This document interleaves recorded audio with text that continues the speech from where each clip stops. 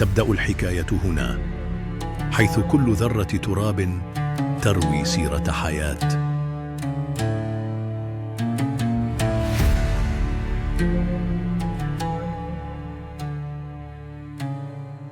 خطوات تمحو خطوات، وأجيال تلد أجيالا. لا شيء ينتهي، فالأرض ذاكرة لا تغيب.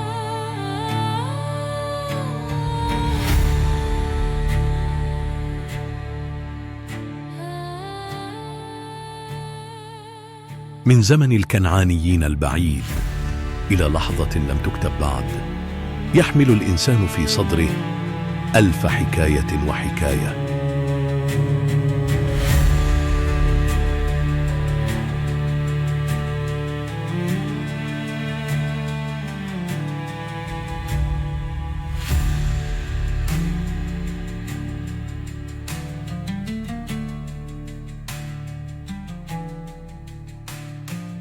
هناك بين الحجارة القديمة والزجاج الحديث، بين الماضي والحاضر، بين الذكرى والحلم، نمشي بلا توقف ولا تراجع.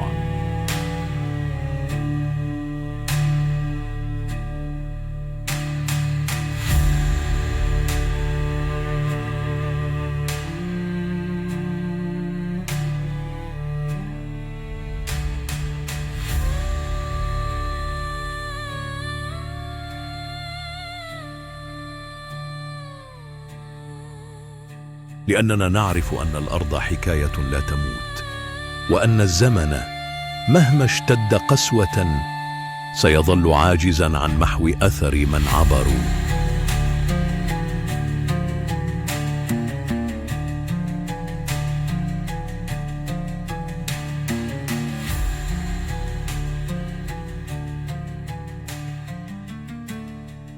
هنا فلسطين، هنا أطياف الأرض.